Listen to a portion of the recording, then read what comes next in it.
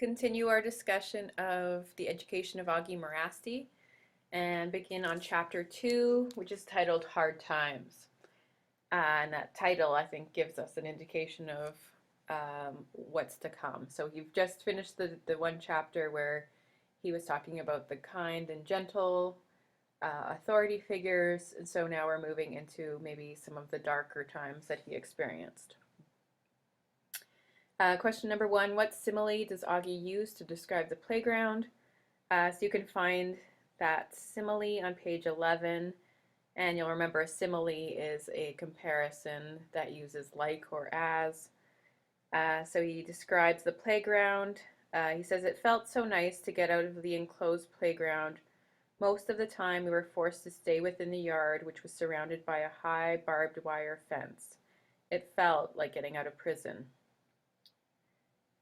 So here we have the simile. He says it felt like getting out of prison, meaning anytime they had the chance to leave the playground, which was covered with barbed wire, and you don't usually find barbed wire around a schoolyard.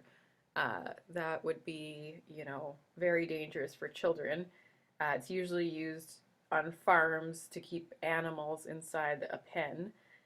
So maybe this gives us another little clue of how the children were treated.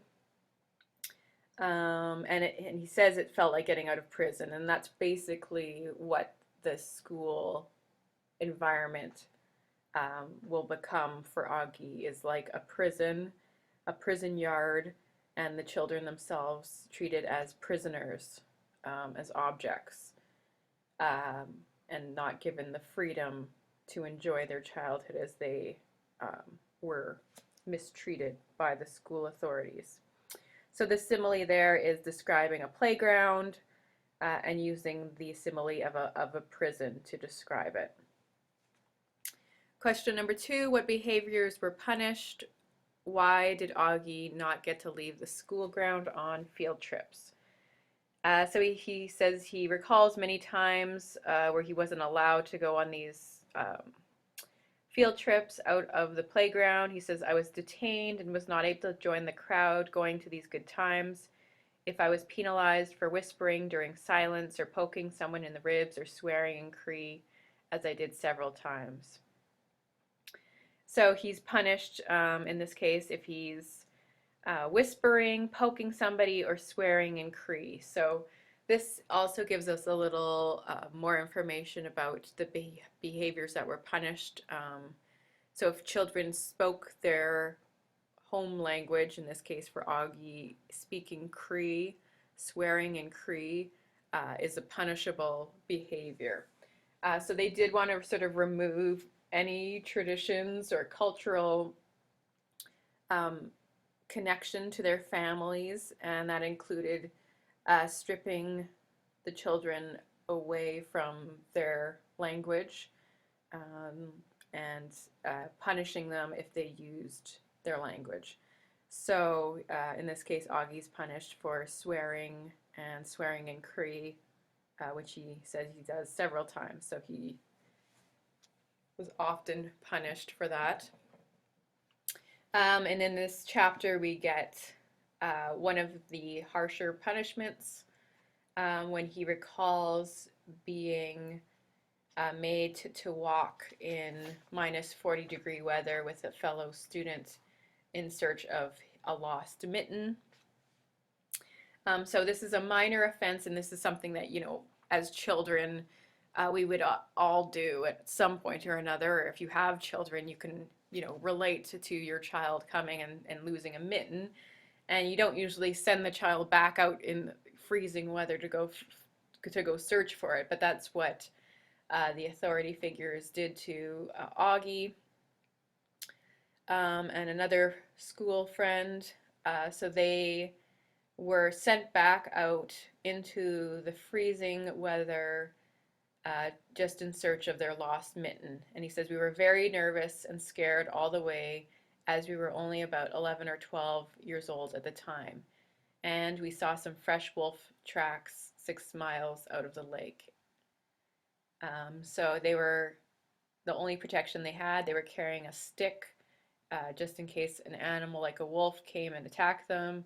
And he says with the wind chill factor, it was minus 60 degrees. So they were off in the snow looking for a lost mitten. And then when they returned without the mitten, they were also beaten by Sister Saint Mercy, who has a very ironic name, Mercy, meaning, to have mercy on somebody, which this nun does not have for the children. And he says, we got, of course, got the strap, 20 strokes on both hands. So this is one incident of very severe punishment for something that, every child does at some point. So it's a minor offense, something that, a child would do in normal circumstances and not be punished for. But in this case, his life could have been threatened either by the wolf or the temperature, but that doesn't matter to the nuns and the brothers and fathers who punished the children. So it's again showing us that they didn't really care about the welfare of the children who were in their under their authority. And this leads us to also the cover image of the book, which is a mitten in the snow. And I'm asking you guys to maybe, how does this mitten stand for something more? How does it become a kind of symbol of Augie's residential school experience? And, it's a lost mitten. It could be a symbol of maybe the loss of his innocence, his childhood that's been taken away from him when he was, experienced all the dark moments that he did or does in residential schools. It could be maybe a loss of culture, a loss of family, but there's this sense of loss, I think, definitely embedded in that mitten as a symbol of this time in his life. But I'll let you guys, add your own interpretation as well to that. And the next question, why does Augie's eye still water? So he says, my left eye still waters and aches where I was hit a number of times by two sisters who worked for 4 or 5 years as the boys' keepers, Sister Saint Mercy and Sister Saint Joy. So he was beaten by these two sisters, and his eye still waters and aches where he was hit multiple times as a child. So he's still carrying some of these physical symptoms or after effects of his experience. And, these are the physical scars or the long-lasting physical after effects of physical abuse that the children were endured. But he's also hinting at, maybe there's longer lasting internal psychological pain as well. And then he describes his reasons or his thoughts on why the authorities, including these two sisters, Sister Saint Mercy and Sister Saint Joy, why did they give such severe beatings to the children? And he thinks there is sort of an ideology, or their sense of superiority played a role in how cruel and harsh the punishments were. So he says, they really enjoyed causing pain and other kinds of suffering as punishment for the smallest infractions. I think they were paranoid in the position they had, being masters of a lower race of creatures, Indians as we were called. And then he goes on to explain they wanted to show who was superior and no rule or order was to be broken or spoken against. So there is this perception, he's thinking that, that the superiors or so-called, authority figures of the school, they were paranoid in their position of power, that they viewed themselves as masters of a lower race, and they saw themselves as superior and upheld a kind of order that wasn't to be broken. So he's setting up this idea that the authority figures of the school have a very strict hierarchical structure in which they view themselves as better than, as superior to the children who are of a different race. And he says they were perceived as a lower race of creatures. The word creatures there implies a lack of viewing them as humans, even. He's sort of suggesting that in the minds of those authority figures, they were not even viewed as humans. They were creatures to be ruled and punished if they broke any or disrupted this strict order. So it was part of a very racist or colonial mindset or ideology that was played out in a school environment. But it's historically we could situate the residential schools and the ideologies, the racism that was in place was taking, stretched far beyond the school environment. It was, the government of Canada, it was society in general had these kind of ideologies about the, the colonial kind of mindset, where they viewed some people as superior, others as inferior, and that was based on the perception of one's race.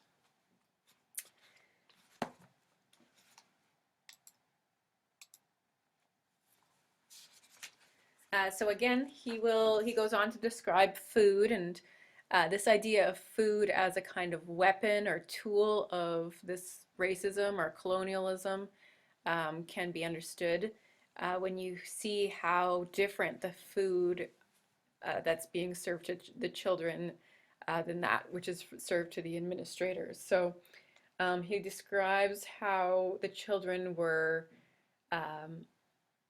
either starved or not fed enough or given food that was not nutritious or inedible in some cases, and then contrast that with the food, the immaculate food that the administrators were given, and the meat and eggs and all the the delicious food that was nutritious and full of protein, and that was denied the children. So on page 14 and 15, he describes some of the inequalities of the food. So he says, during the 9 years I was at school at St. Therese, even though all those chickens laid eggs, not one student ever tasted one egg at mealtime. And he says, every morning at breakfast we ate rotten porridge and dry bread that was as hard as cardboard. We always watched an impeccably white cloth cart, 8 feet long, being wheeled to the father's and brother's dining room. Right through the center of the refectory for all us boys and girls to watch and turn and watch, licking our chops, all the beautiful food going past us 10 feet away. It happened almost on a daily basis. Our keepers, one of the girls' side and one on the boys' side, banged on their clappers, and we were told to get back to our porridge and don't turn our head again, or it would be detention or some other kind of penance. On feast days like Christmas, Easter, New Year's, and other saint feast days, we saw even nicer food being wheeled by. It was absolutely gorgeous, especially when we were eating rotten fish or other distasteful crap. And he says, we used to drool and sigh, and of course we were ordered to get back to our rotten food. Eat or I'll make you eat, one way or another. So the food that they're given is, he describes it as distasteful crap, rotten food, and there's a lot of evidence, historical evidence, describing the inadequate food that was, they skimped on the budget for the children's nutrition and food, and that gives us a sense of the ideology that was at play, that they didn't really care about the welfare of the children, and cut corners in order to feed them, but it was food that was not making them strong or healthy. And again, it was an inequality. The so-called superiors were given delicious food, healthy food, desserts, and anything the children longed for. So he describes it almost like a kind of torture, that they see this food being rolled past them while they're eating their, watered down porridge and stale bread.